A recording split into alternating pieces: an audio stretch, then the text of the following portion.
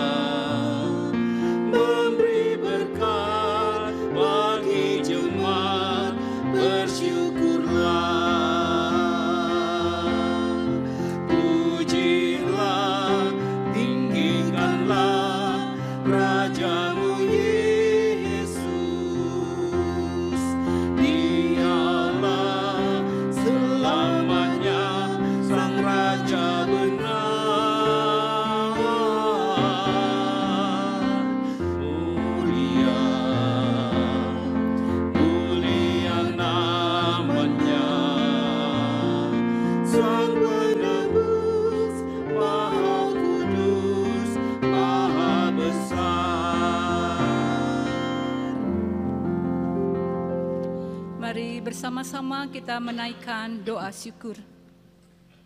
Ya Tuhan, Allah Bapa kami yang bertahta di dalam kerajaan surga yang maha kudus, puji dan syukur kami panjatkan kehadirat-Mu ya Bapa, karena Engkau telah menyertai kami di sepanjang kehidupan kami.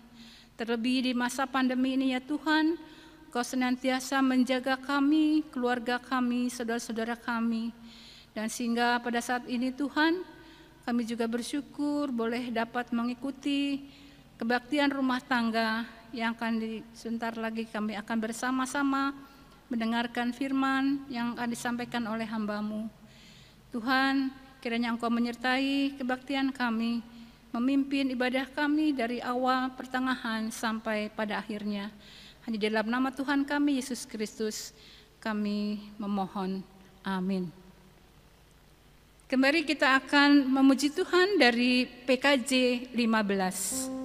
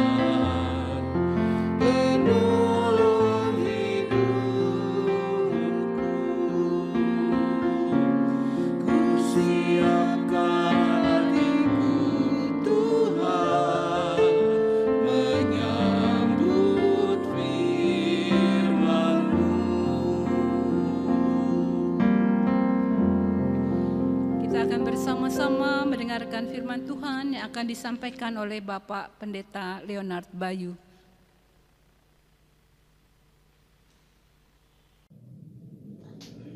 Mari Ibu Bapak dan Saudara-saudara kita bersatu hati di dalam doa untuk pemberitaan firman Tuhan. Mari berdoa.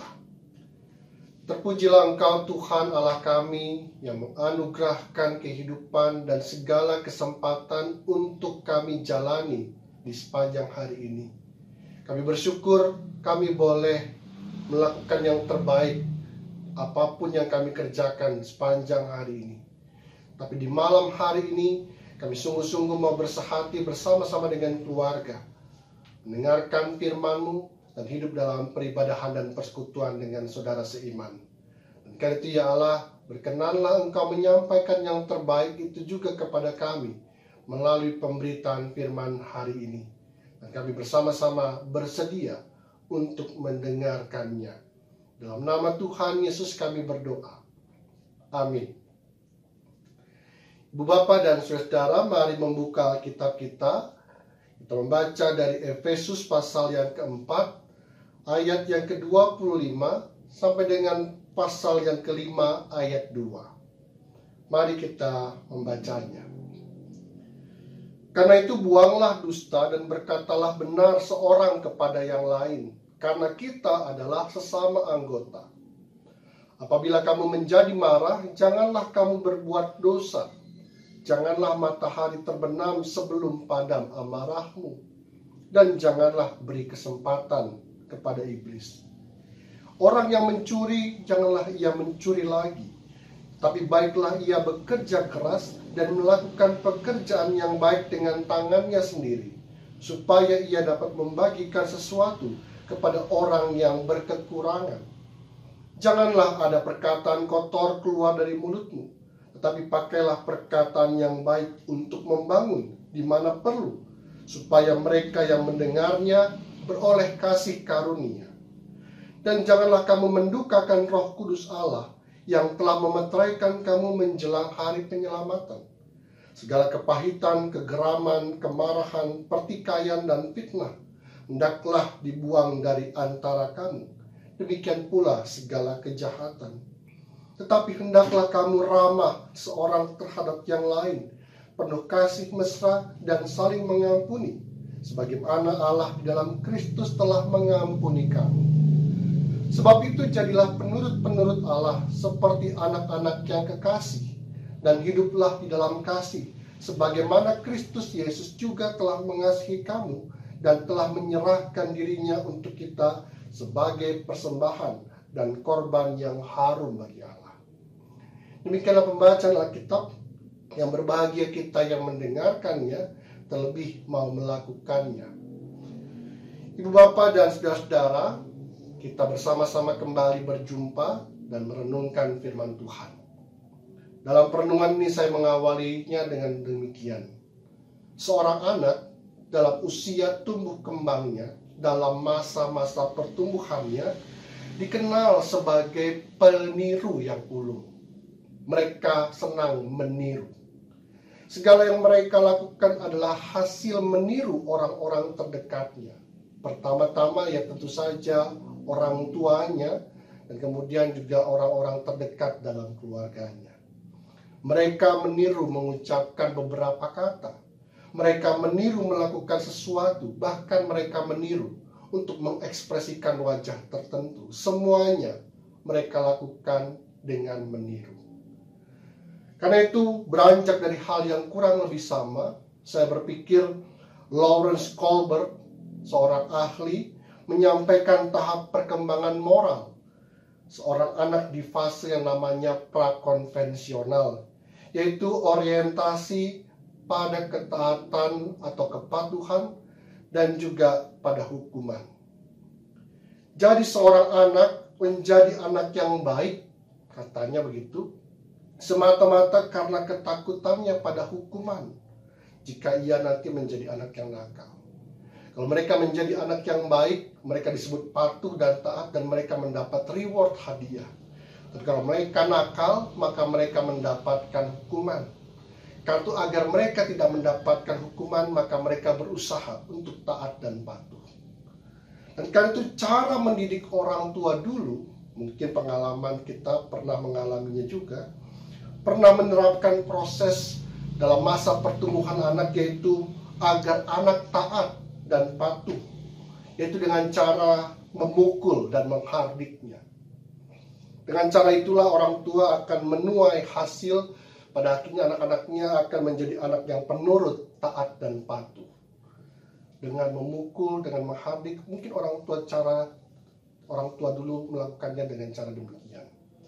Tetapi yang perlu disadari bahwa prinsip perkembangan moral prakonvensional ini tidak hanya terjadi pada usia anak, tapi bisa saja ditemukan pada usia dewasa, orang-orang tua seperti kita ini. Kita melihatnya di masa kini. Ada banyak tontonan selama pandemi, entah itu lucu atau miris. Bahkan misalkan di India, para penegak hukum harus menggunakan pukulan rotan untuk mendesak warga, orang-orang dewasa itu, untuk menggunakan masker dan tidak berkerumun. Atau ada saja alasan orang-orang yang kita jumpai sehari-hari menggunakan masker dan ikut serta dalam vaksin oleh semata-mata mereka tidak mau ditegur, tidak mau diperiksa, dan tidak mau melakukan sesuatu karena terhalang belum melakukan vaksin. Ibu Bapak dan Saudara yang dikasih Tuhan, hari ini topik KRT kita mengarah pada jati diri, yaitu penurut Allah. Kita menjadi anak-anak yang turut, yang taat, yang patuh terhadap Allah. Dengan kata lain, hidup kita saat ini dijalani dan dilakukan untuk taat dan patuh pada segala ketentuan yang dikatakannya dalam kitab suci, di dalam Alkitab. Di bawah judul perikop manusia baru ada beberapa ciri yang kita jumpai yang tadi kita baca dimulai dari ayat yang ke-25, yaitu tidak berkata dusta tetapi berkata benar. Sesama anggota kita tidak melakukan kebohongan, justru melakukan yang benar dan jujur karena sesama anggota dan juga kepada manusia yang lainnya. Tidak memendam amarah. Amarah jangan sampai disimpan berlama-lama, karena pada akhirnya bisa saja iblis mengambil kesempatan untuk membuat kita menjadi jatuh. Tidak mencuri tetapi bekerja keras dan hasilnya dibagikan kepada sesama yang berkekurangan. Dengan demikian kita bekerja juga untuk mengatasi kekurangan orang lain. Tidak berkata kotor tetapi berkata yang baik agar orang yang mendengarnya beroleh kasih karunia. Mulut dan lidah kita dipakai untuk mengatakan berkat, bukan kutuk. Tidak mendukakan Roh Kudus Allah dengan cara membuang segala kepahitan, kegeraman, kemarahan, pertikaian, fitnah, dan segala kejahatan. Karena semuanya itu tidak disukai oleh Allah. Dan yang terakhir, yang penting juga adalah jadilah peramah, saling mengampuni. Dengan menjauhkan diri dari sikap-sikap yang dilarang tadi dan mengerjakan sikap-sikap yang dikehendaki Allah, maka syarat-syarat menjadi penurut-penurut Allah sudah terpenuhi. Asalkan baik usia kita masih anak-anak maupun usia kita sudah dewasa, hendaknya kita menjadi pelaku, peniru, penurut firman Tuhan yang patuh dan taat di dalamnya. Jangan seperti orang-orang bebal yang harus dipukul dulu, yang harus dihardik dulu, baru menjadi patuh dan taat. Kita tidak demikian.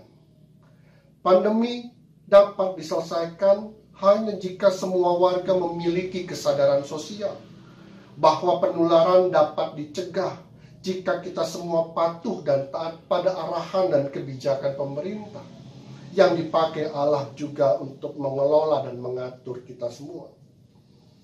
Saat ini, harapan bahwa pandemi dapat bisa diatasi telah terbuka dan sudah ada buktinya. Beberapa negara yang masyarakatnya memiliki kesadaran sosial yang tinggi dan patuh pada kebijakan pemerintahnya, sedikit demi sedikit telah beraktivitas seperti sedia kala. Maka harapan yang sama bisa terjadi juga dalam kehidupan kita berbangsa di Indonesia ini. Hanya jika kita semua menjadi orang-orang yang taat dan patuh. Ketika itu taat dan patuh, sekaligus firman Tuhan kita menjadi penurut-penurut Allah, baik untuk kita jalani dalam kehidupan bersosial di tengah masyarakat, dan terlebih dalam kehidupan persekutuan di gereja. Dan kita diminta kembali menjadi anak-anak yang penurut, oleh karena Tuhan mau kita hidup dalam ketaatan dan kepatuhan kepadanya. Sebab kita menerima kasih, bukan karena segala ancaman. Dan karena itu mari bersama-sama kita menjadi orang-orang penurut-penurut Allah dalam kehidupan kita hari demi hari. Tuhan memberkati kita semua. Amin. Baik Bapak Ibu dan saudara yang kasih dalam Tuhan Yesus Kristus, juga adik-adik, kita akan bersama-sama memberikan persembahan. Dan sementara persembahan dihimpun, kita akan mengiringinya dari PKJ 146, bait pertama dan yang kedua. Namun sebelumnya kita akan bersama-sama mendengarkan firman Tuhan yang melandasi pemberian persembahan kita, yang diambil dari Roma 12 ayat yang pertama. Karena itu saudara-saudara, demi kemurahan Allah, aku menasehatkan kamu supaya kamu mempersembahkan tubuhmu sebagai persembahan yang hidup, yang kudus dan berkenan kepada Allah. Itu adalah ibadahmu yang sejati.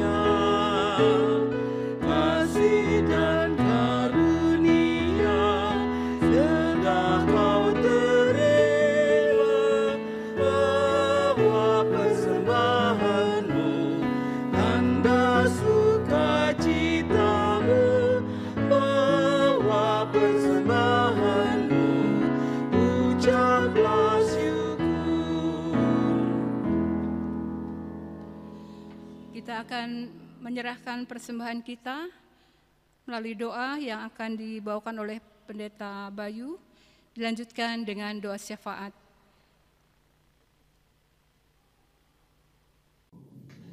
Mari bersama-sama kita bersatu hati dalam doa kembali untuk menaikkan syafaat dan persembahan kita. Mari berdoa. Terpujilah Engkau ya Tuhan, karena kami mendapati firman-Mu baik adanya untuk kami jalani. Dan firman itu yang menjadi penopang langkah kami dalam situasi yang sulit yang sedang kami hadapi. Hari ini ya Tuhan, kami bersatu hati dalam persekutuan di dunia maya seperti ini.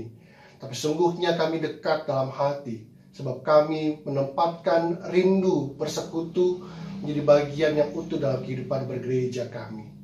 Dan suatu saat nanti kami dapat bertemu lagi, berkumpul, melakukan peribadahan bersama-sama.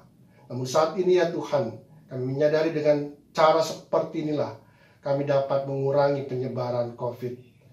Dan karena itu ya Tuhan, kami bersama-sama berdoa melalui syafaat ini, berdoa bagi saudara-saudara kami yang sampai hari ini berusaha untuk memulihkan diri oleh karena terpapar sakit penyakit dan termasuk oleh COVID-19 ini.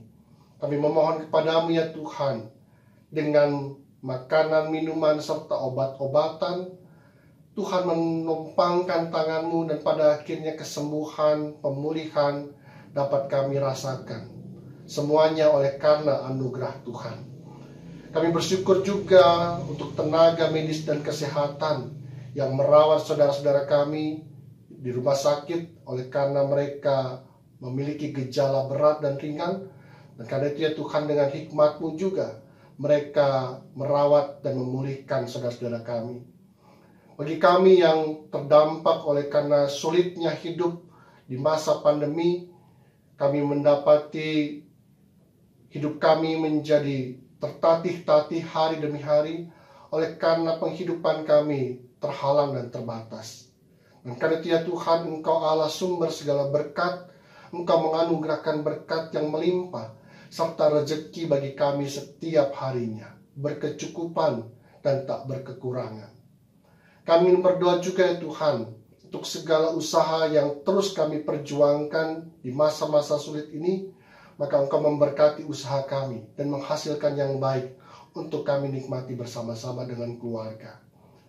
Kami pun ingin berdoa di tengah situasi sulit seperti ini, jikalau ada persoalan di tengah rumah tangga dan keluarga kami, damaikan kami, pulihkan kami, agar kami kembali utuh dalam sikap saling mengasihi sesama anggota keluarga. Dan pada akhirnya pemulihan itu mendorong kami juga membangun perdamaian kepada siapapun. Tuhan, kami ingin berdoa juga bagi kehidupan anak-anak kami dalam studi jarak jauhnya. Tuhan menolong mereka satu persatu tetap mendapatkan ilmu yang layak, sehingga dalam masa pertumbuhan mereka sungguh-sungguh dibentuk dengan kebaikan dan pengetahuan, dan pada akhirnya mereka meraih apa yang mereka cita-citakan ketika mereka dewasa nanti. Bagi anak-anak muda kami terus berharap ya Tuhan, pergaulan yang baik di dunia maya dan bersama-sama dengan keluarga pada akhirnya membuat masa muda mereka berarti, dan itu menjadi fondasi yang baik juga mereka melihat masa depan ketika mereka dewasa nanti. Kami berdoa juga ya Tuhan bagi kehidupan bergereja kami. Izinkan kami terus berkarya, mengabdi, melakukan yang relevan dan signifikan di tengah situasi sulit seperti ini. Melalui program-program kerja, melalui berbagai usaha dan aktivitas gerejawi. Semuanya itu dipakai untuk menyejahterakan kami di tengah situasi yang sulit seperti ini, dengan firman yang diwartakan dan kabar baik yang disampaikan.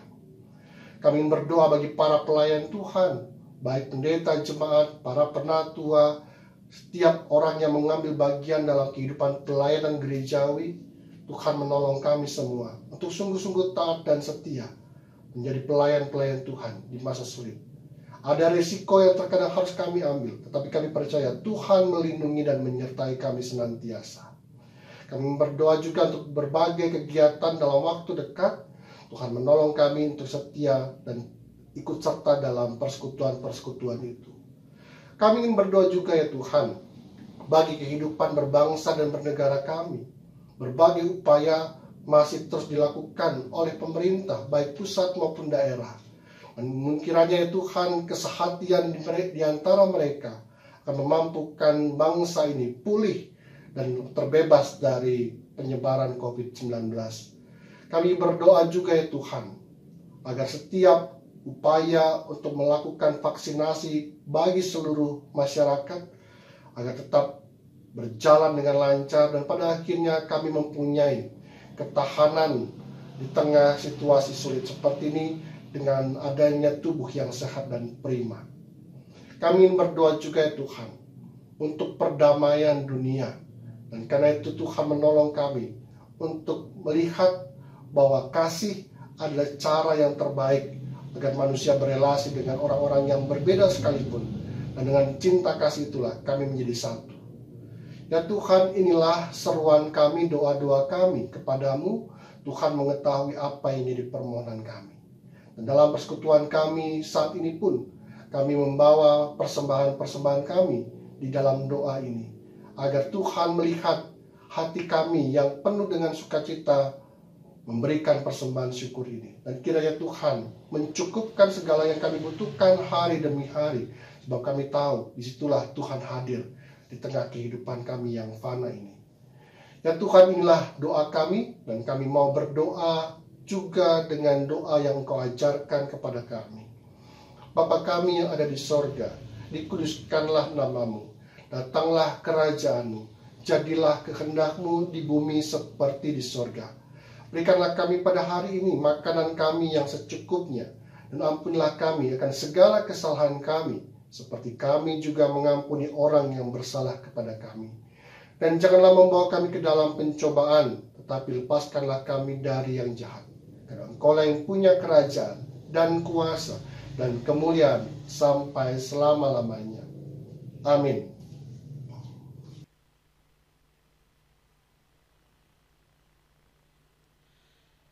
Bapak Ibu, mari kita akan menutup atau mengakhiri ibadah kita pada malam hari ini. Kembali kita akan pujikan PKJ 154, bait yang kedua dan yang ketiga.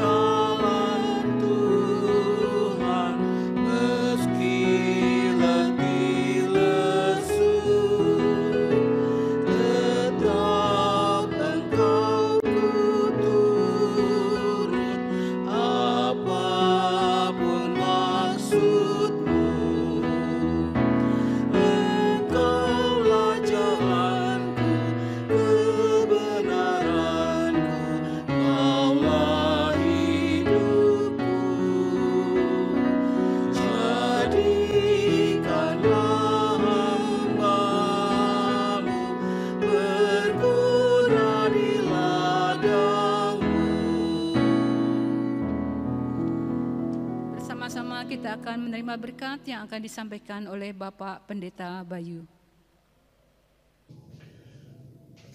Mari bersama-sama arahkan hati dan pikiranmu kepada Tuhan dan menerima berkat-Nya. Kasih dan damai sejahtera Allah yang melampaui segala akal akan memelihara hati dan pikiran saudara-saudara dari sekarang ini sampai selama-lamanya. Amin.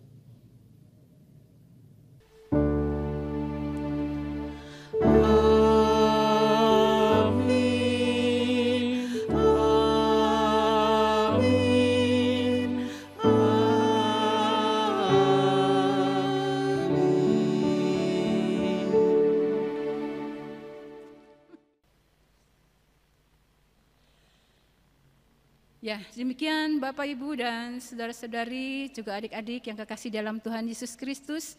Kebaktian rumah tangga pada malam hari ini telah selesai. Terima kasih atas partisipasi Bapak, Ibu, dan saudara-saudara yang kekasih. Sampai jumpa di kesempatan mendatang. Tuhan Yesus memberkati. Selamat malam.